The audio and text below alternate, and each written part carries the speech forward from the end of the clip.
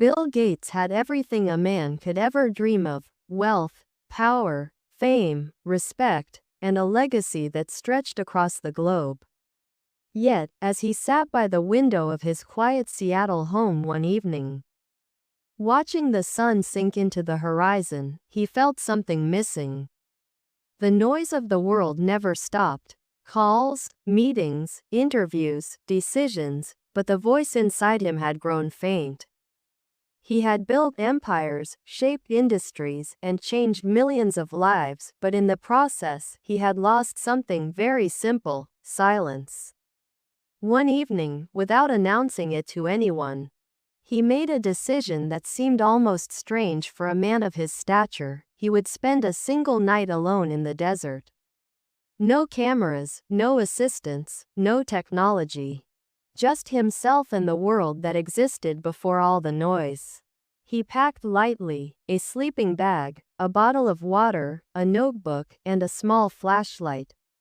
As his car left the city lights behind, the world began to feel vast again.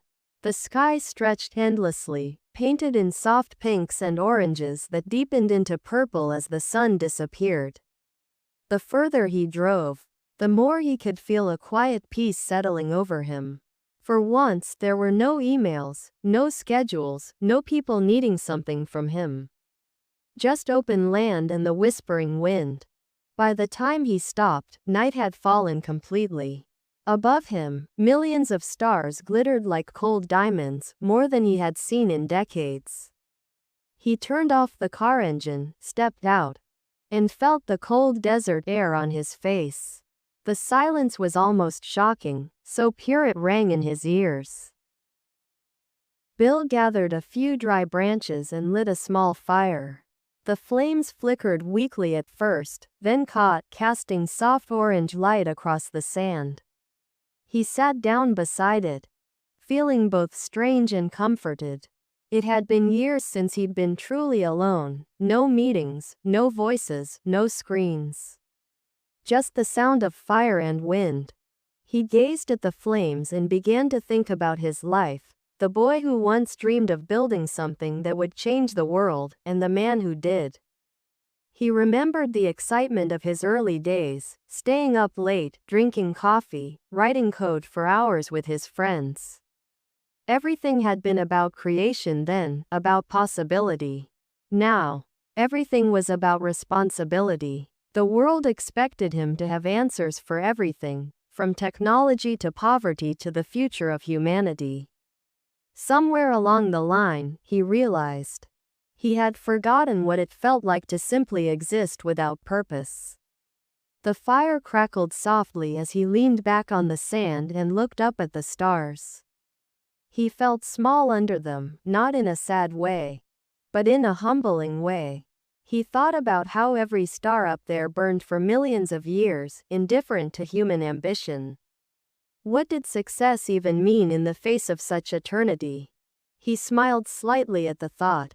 For all his influence, all his reach, he was just one human being standing on a tiny rock in the middle of endless space.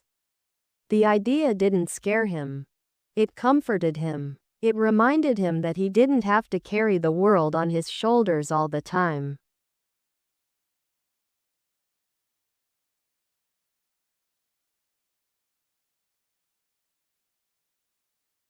The night grew colder. He pulled his jacket closer and watched his breath form little clouds in the air. The desert had a way of stripping everything unnecessary away. No buildings, no noise.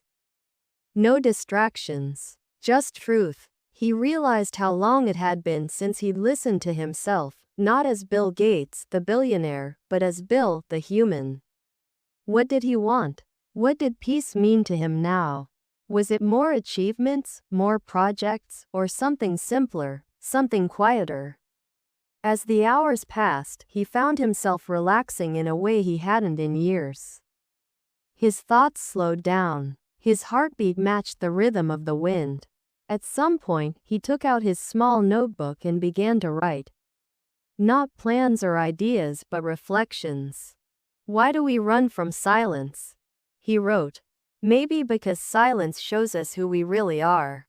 He thought about the people he'd met, leaders, innovators, dreamers, all driven by the same fear. The fear of stopping, the fear of stillness. He'd been one of them too. Always moving, always building, as if motion itself were proof of meaning. But here, under the endless sky, he realized that meaning doesn't always live in progress. Sometimes it lives in pause. The moon rose high, silver and cold. The desert shimmered under its light. In the distance, he could hear the faint howl of a coyote, not threatening, just a reminder that he was a guest in a world much older than his. He smiled again. "You've built machines smarter than you," he whispered to himself, "but nothing as honest as this." It was strange, he had spent a lifetime surrounded by technology, by devices that could predict, calculate, and optimize, yet none of them could make him feel what this night was making him feel. Pure stillness, pure awareness, the sound of his own breathing, the rhythm of the fire, the quiet heartbeat of the earth.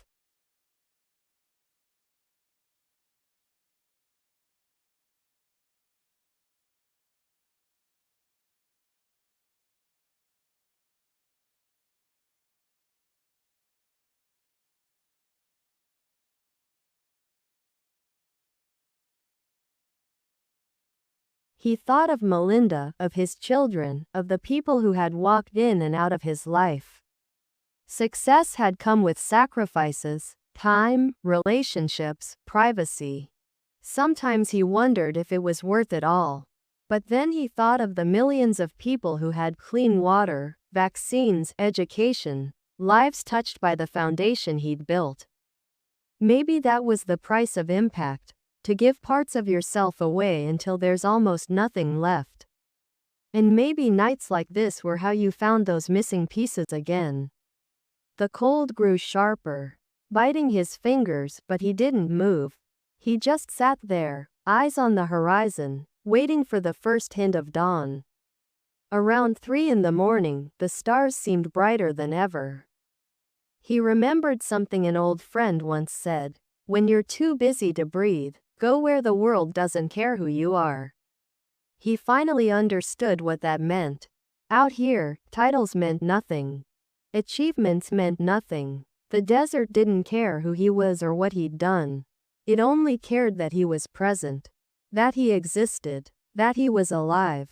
He must have drifted into a light sleep because when he opened his eyes again, the sky was changing color, deep blue giving way to soft pink.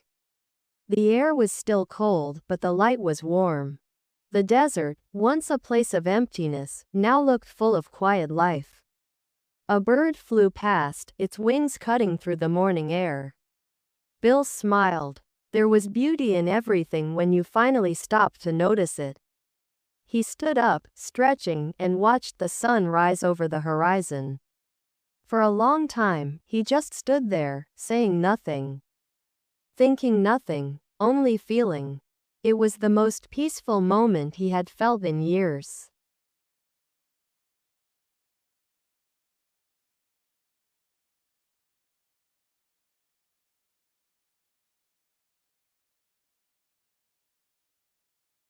Before leaving, he took out his notebook one last time and wrote, "In the desert, I found silence. And in silence, I found myself." He closed the notebook, took one last look at the vast golden sand, and whispered, "Thank you." When he got back into his car and started driving toward the city, he didn't feel sad to leave. He felt renewed, lighter. The desert had given him something he hadn't realized he needed: perspective. By the time he reached the edge of civilization, the noise of life began to return, the hum of traffic, the buzz of notifications, the invisible web of demands waiting for him. But he didn't feel overwhelmed. Something inside him had shifted. The desert had reminded him that he could step out of the noise whenever he chose, that peace wasn't a place but a choice. Later that week, when someone asked him in an interview what success meant to him now, he smiled and said, Success is when you can hear yourself think. The interviewer laughed, thinking it was a joke. But Bill knew it wasn't. That night, before going to bed, he opened his notebook again. He read the words he'd written under the stars and felt that same calm wash over him. He knew he would go back there again someday, not to escape, but to remember. To remember that the man beneath the titles, the man beneath the numbers, still needed moments of nothingness. Because even the richest mind needs silence to stay human. And so, every once in a while, when life became too heavy, Bill Gates would think of that night in the desert, the cold wind, the vast sky, the quiet fire. It wasn't about finding answers. It was about remembering that some questions don't need any. They just need time, stillness, and the courage to sit under the stars and listen.